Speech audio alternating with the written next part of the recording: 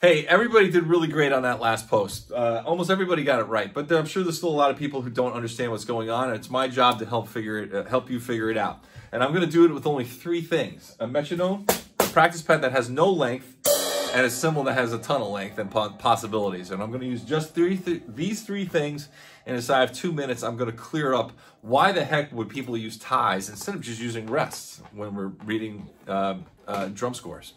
Well, remember why we read in the first place. The 4 big takeaways, the 4 black and whites of why we actually read notation in the first place. Number 1, what note to play.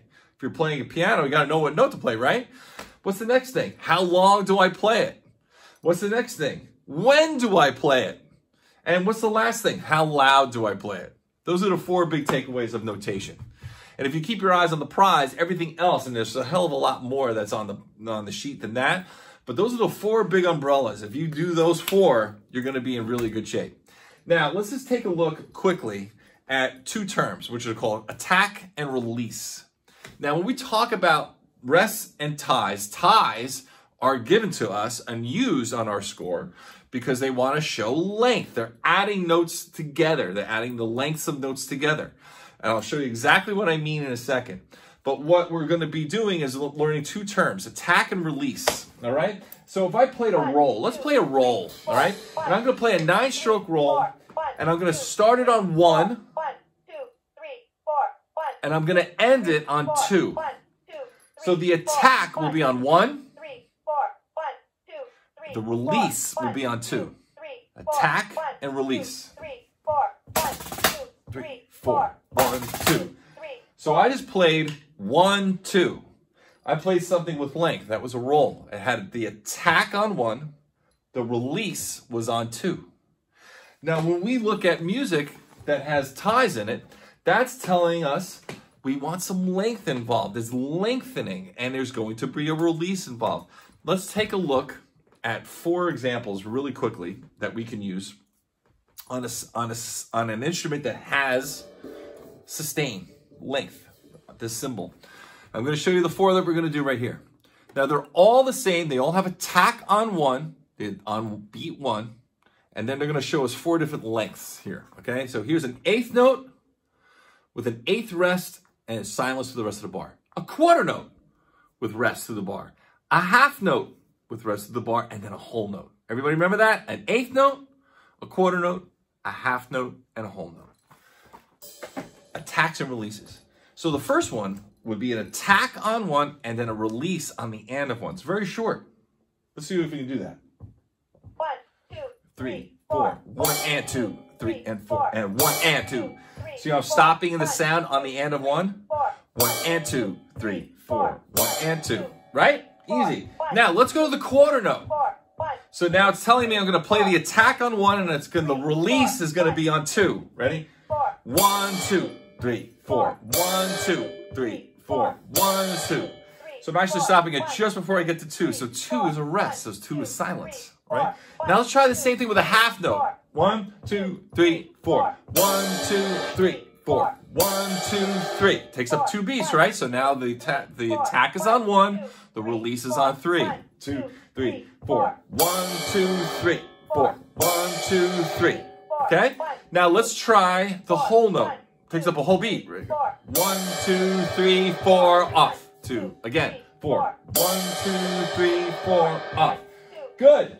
Now, let's talk about ties. And I'm going to give you one example. And why am I only going to give you one example? Because one example is all you need. This is a universal discussion. Anything I'm going to show you right now can be applied to anything with ties, because this rule is never broken. Okay? We're going to do 2 rhythms. Now, the attacks in both of these rhythms are exactly the same. 1 and 2 and 3, 4. 1 and 2 and 3, 4. 1 and 2 and 3, 4. Right? Let's look at the second one. 1 and 2 and. Now that is showing me that it's tying to the half note, and that length is going to go all the way through the bar. 2 different sounds. Let's try the first one right here, which is 1 and 2 and with the half note rest. Let's do that one first. 1, 2, 3. Oh, sorry. 1, 2, 3, 4. 1, 2, 3, 4.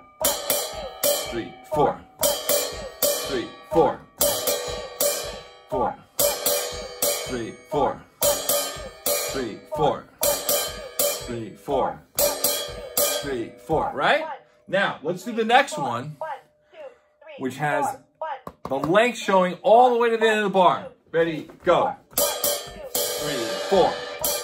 3, 4. See how it goes all the way to the end? 3, 4. And 4. 1. So that has length. It's showing us length. Now, why is that important to a drummer? It is important to a drummer because you don't bang shit. You're a musician. When we sit behind our instrument and we make music, we are dialed in to the 4 tenements of notation and basic form of music like everyone else is. What are those 4 things? What note to play? When do I play it? How long do I play it? How loud do I play it? If everybody else in the band is hitting something long and the dopey drummer hits a staccato rim shot at the same time, you sound not good. You sound like a guy who hits things or a gal who hits things instead of a musician who's dialed into the intent of the phrase of the composer. A good composer will give you a piece of music and will show you length because he knows the drummer is going to make different decisions based on what everyone else is doing around him. Remember, this little golden tidbit that I'm going to give you right now. Everybody else in a band is told what to play. The drummer's part is telling you what everyone else is playing. Let that sink in. If you look at one of the best arranging books ever written by Don Sebesky, when he gets to the part about how to write a drum chart, he says, I sketch out what everybody else is doing and I rely upon the expertise of the drummer to make the appropriate choices. Because these guys don't know how to play the drums. They don't want to know. It's like us playing trombone. We don't know how to play trombone. And why should they? Just give us the information and we'll do the rest. That's what good drummers think. So now you know the difference between why somebody would write something with rests and why somebody would write something with ties. And it's a universal, forever kind of thing. I hope this helps. If you have any questions, let me hear it.